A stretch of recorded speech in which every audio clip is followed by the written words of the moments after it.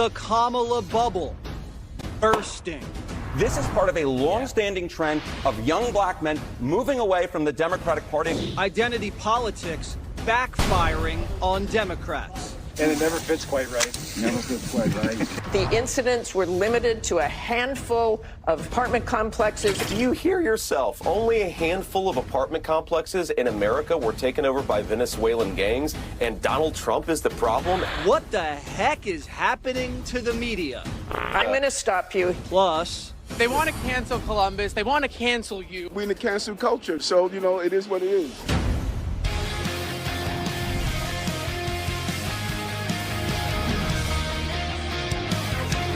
Democrats haven't felt this badly since Biden bombed the debate.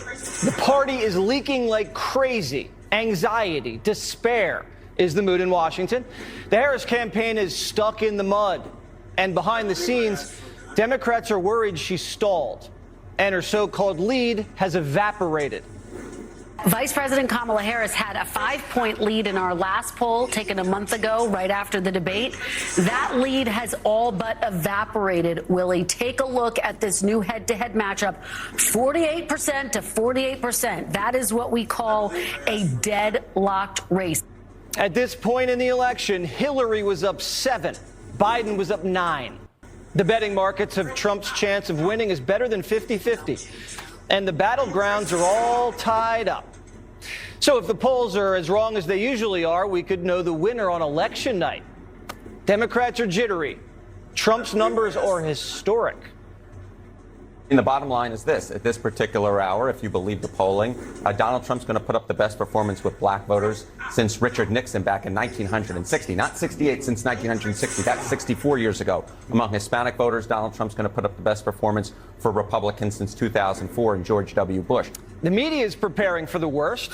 They're wargaming a Trump sweep. Newsweek is even throwing around the L word. Landslide. 3 weeks until Election Day, and it's already started. The panicked phone calls.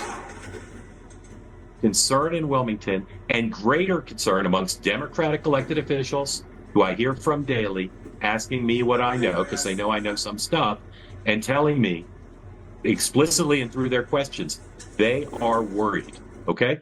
Doesn't mean she won't win, but that's how we head into the weekend, okay? Democrats are worried about where things stand. Democrat insiders are growing worried that the euphoria over Harris's entry into the race hasn't translated.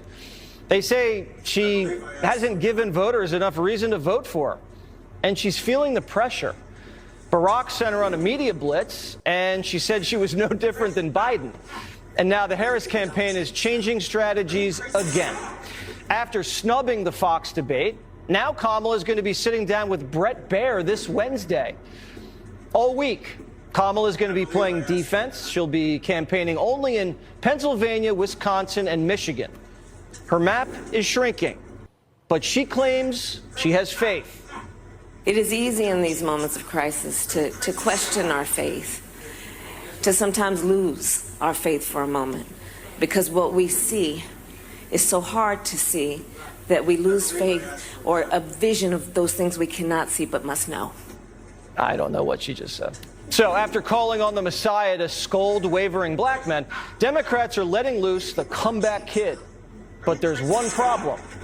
Nobody recognizes him.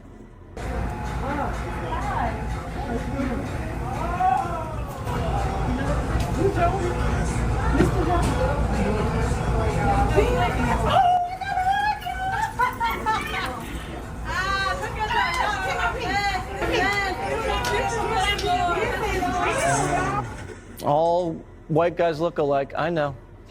And after Bill Clinton got shortchanged at McDonald's, he sabotaged her campaign at a rally. We'll have more on that later.